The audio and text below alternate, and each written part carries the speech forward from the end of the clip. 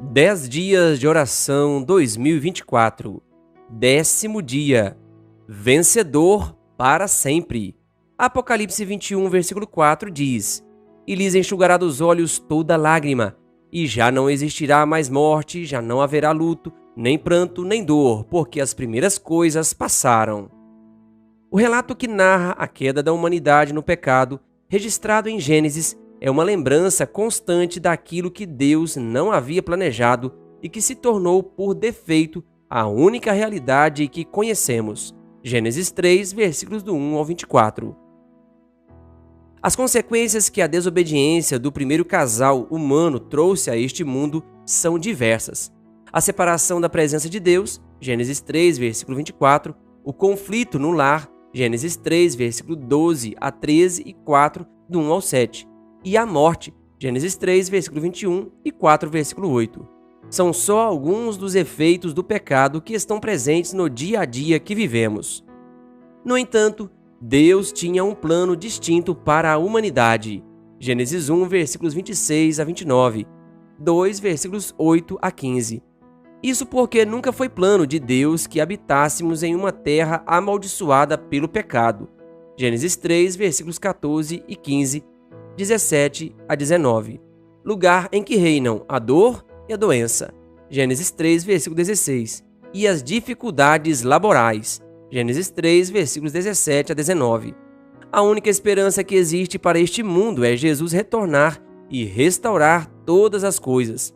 Hoje, o último dia de nossa série, estudaremos o significado e os alcances dessa nova criação. Para isso, examinaremos os 2 últimos capítulos do Apocalipse, observando o ressurgimento do paraíso, que nossos pais perderam no Éden, e, como Deus afirma, ver como o pecado e suas consequências não existirão mais. Apocalipse 21, versículo 1 a 22, versículo 5. E o mar já não mais existirá. Apocalipse 21, versículo 1. João teve o grande privilégio de ver a terra restaurada. E vi, declara João, novo céu e nova terra, pois o primeiro céu e a primeira terra passaram. Apocalipse 21, versículo 1. Embora o firmamento e a terra tenham sido criados por Deus, Gênesis 1, versículo 7 a 10, e fossem muito bons para ele, Gênesis 1, versículo 31, João faz alusão ao fato de que ambos representam a criação deformada pelo pecado, Gênesis 3, versículo 17, e, portanto, deixarão de existir, Apocalipse 21, versículo 1. Então, nossa esperança deve ser colocada sobre o adjetivo novo, palavra que não deve ser entendida no sentido de reciclagem ou remodelação. Deus não esconderá as falhas deste mundo, nem varrerá para debaixo do tapete a poeira que ninguém quer ver. É uma recriação e, portanto, algo novo, como o que foi perdido no Éden. Por essa razão, Pedro afirma que, quando Jesus voltar, os céus passarão com grande estrondo, e os elementos se desfarão pelo fogo. Também a terra e as obras que nela existem desaparecerão. 2 Pedro 3, versículo 10. Tudo será destruído. Portanto, o que esperamos e que faz parte da promessa divina são novos céus e nova terra, nos quais habita a justiça. 2 Pedro 3, versículo 13. Vale a pena ressaltar, em vista do que foi dito previamente, que a esperança da restauração futura não ocorrerá imediatamente por ocasião da vinda de Jesus. Jesus virá, levará os redimidos ao céu, 1 Tessalonicenses 4, versículos 13 a 17, e destruirá nosso planeta, 2 Pedro 3, versículos 10 a 13. A segunda vinda, João nos diz, dá início ao que conhecemos como milênio, onde os justos serão sacerdotes de Deus e de Cristo, e reinarão com ele os 1000 anos. Apocalipse 20, versículo 6. Então, depois do milênio, Apocalipse 20, versículo 1 ao 15, o planeta será recriado, e a promessa de um novo céu e uma nova terra será cumprida. Apocalipse 21, versículo 1 a 22, versículo 5. As consequências do pecado sobre a terra são inúmeras. Enquanto algumas partes do planeta são destruídas por enchentes, tornados e tsunamis, outras sofrem com secas e terremotos. A promessa de um novo céu e uma nova terra nos incentiva a depositar nossa esperança na recriação futura e, em particular, ela nos motiva a ansiar pela vinda de Jesus em breve, a fim de iniciar a restauração de todas as coisas. Atos 3, versículo 21. Na recriação do planeta e no contexto da destruição da antiga ordem, João vê que o mar já não existia. Apocalipse 21, versículo 1. Considerando que o firmamento, a terra e os oceanos foram criados por Deus, Gênesis 1, versículo 6 a 10, é difícil pensar que o mar, que Deus qualifica como bom na criação, Gênesis 1, versículo 10, desaparecerá. É provável, portanto, que essa imagem no Apocalipse seja uma referência ao mar ou abismo de onde surgem os poderes que procuram prejudicar o povo de Deus. Apocalipse 9, versículo 1 e 2 e 11, versículo 7. 13, versículo 1, 17, versículo 8, 20, versículo 1 e versículo 3. Nesse sentido, a expressão "o mar já não existe" tem a intenção de destacar que na nova terra o mal terá deixado de existir. Por isso, os justos poderão descansar em paz. Por outro lado, o mar também pode funcionar como um símbolo de separação. A ilha de Patmos, local para onde João havia sido exilado, Apocalipse 1, versículo 9, era um lugar rochoso, cercado pelas águas do mar Egeu. Para ele, como pode ser para alguns de nós, o mar representava a cisão que existia entre ele e seus entes queridos. Assim, ao dizer que na nova terra não haverá mar, João estava tentando enfatizar que os redimidos nunca mais experimentarão o triste sentimento de separação. Em outras palavras, a promessa divina é que nunca mais diremos adeus.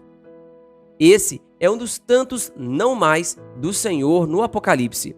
O pecado trouxe separação, caos, destruição e conflitos. A promessa é que um dia, que não está muito longe, o mar, como um símbolo do mal e da distância, deixará de existir.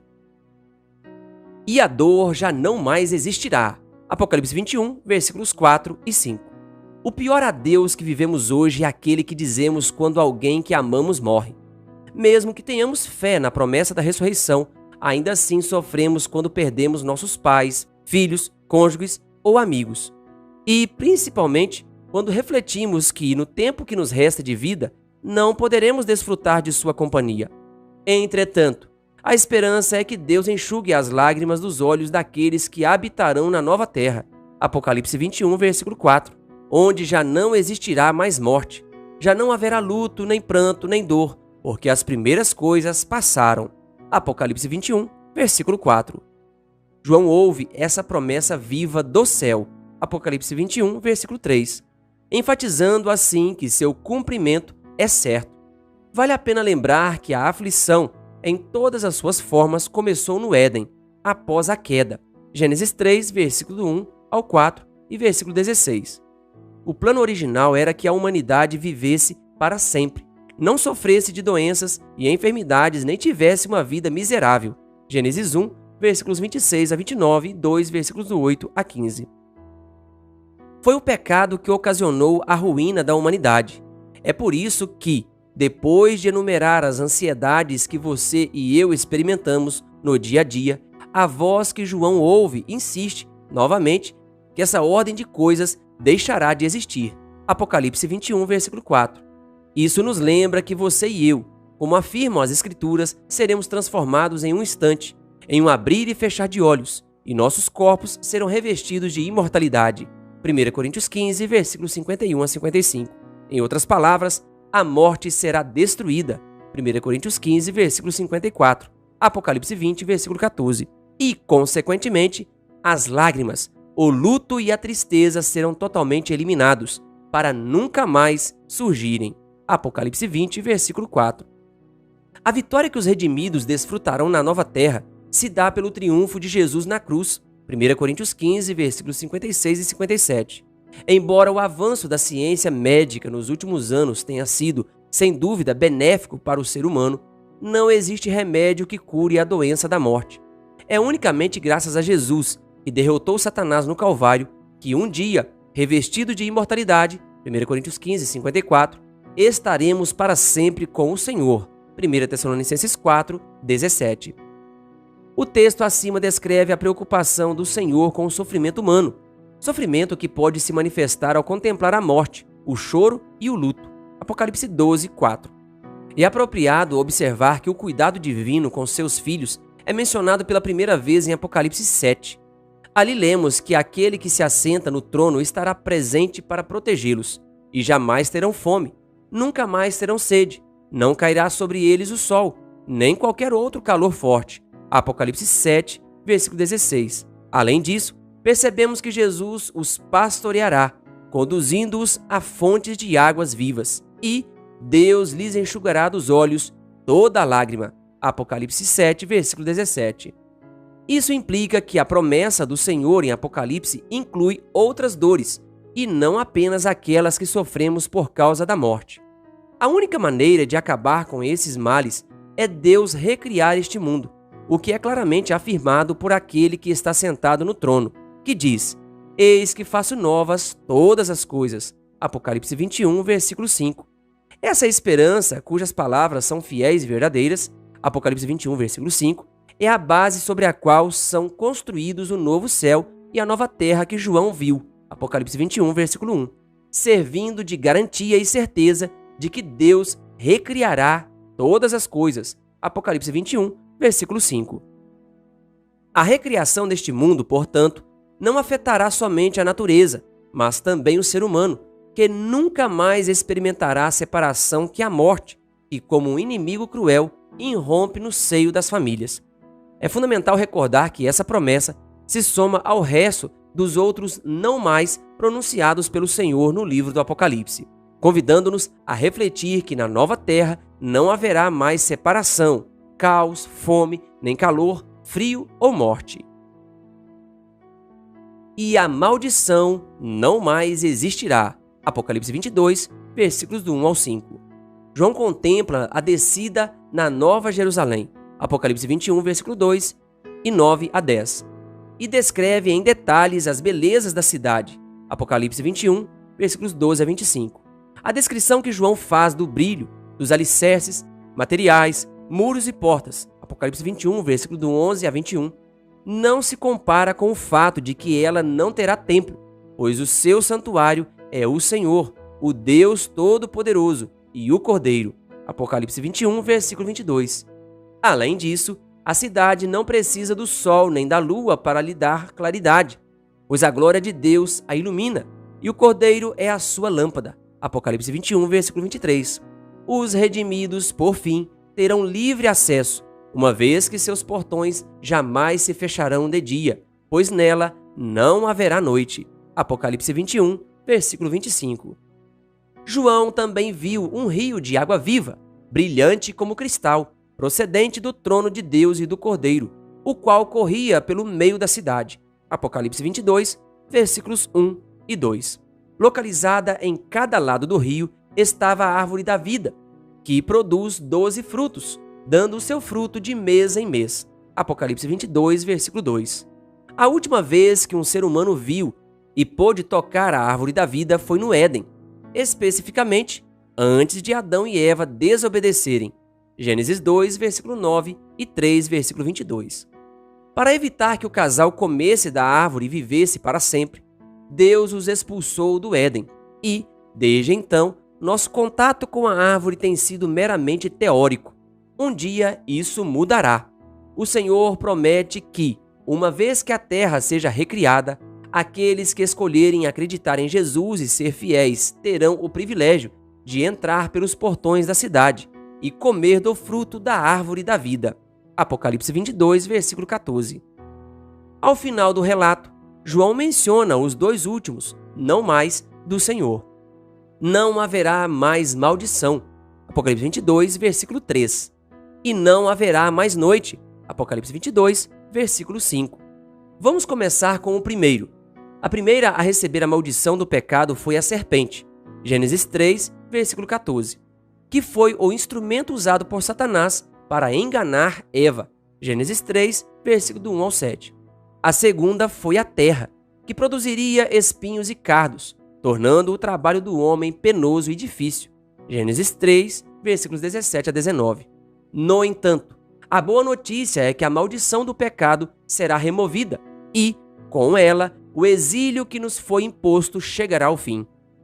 Os redimidos terão a oportunidade de estar perto do trono de Deus e do Cordeiro, que estarão na cidade, Apocalipse 22, versículo 3, e poderão ver a face do Senhor, Apocalipse 22, versículos 3 a 4. Em outras palavras, o exílio terminou, de modo que a raça humana pode retornar ao verdadeiro lar, aquele que foi originalmente construído para ela, o novo Éden.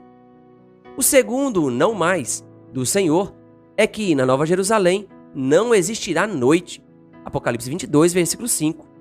Essa característica da cidade anunciada em algumas cenas anteriores, Apocalipse 21, versículo 23, versículo 25, se deve ao fato de que os redimidos não precisarão de luz de lamparina, nem da luz do sol, porque o Senhor Deus brilhará sobre eles. Apocalipse 22, versículo 5.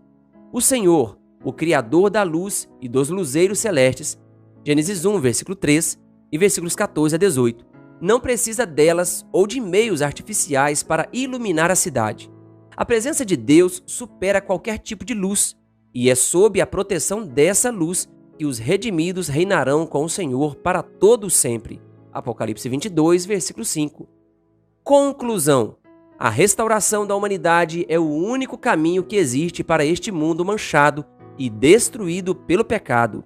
O Senhor virá e nos promete que, depois do milênio, aquilo que perdemos no Éden será restaurado. Não haverá mais caos e separação, e a maldição que o pecado trouxe será completamente erradicada. Jesus venceu, e a justiça que seu sacrifício concede a todos nós, que cremos e andamos com ele, será o direito de comer do fruto da árvore da vida e entrar na cidade pelos portões. Apocalipse 22, versículo 14. Convite. Embora a ciência tenha desenvolvido formas de prolongar a vida e existam propostas para acabar com as injustiças sociais, nenhuma delas se compara com o que Deus nos prometeu. Convido você a orar constantemente para que essa certeza nunca se apague em nosso coração e assim, um dia entremos na Nova Jerusalém e vivamos com o Senhor para sempre. Querido ouvinte, foi muito bom passar esses dias compartilhando o áudio deste sermonário. Desejo em breve compartilhar neste canal o áudio do sermonário da Semana Santa. Coloque aqui nos comentários do YouTube se você ouviu todos os sermões, se foi útil para você e que Deus lhe abençoe. Se inscreva no canal O Bom da Bíblia aqui no YouTube e ative o sininho das notificações, para que toda vez que tivermos conteúdo novo, você seja notificado.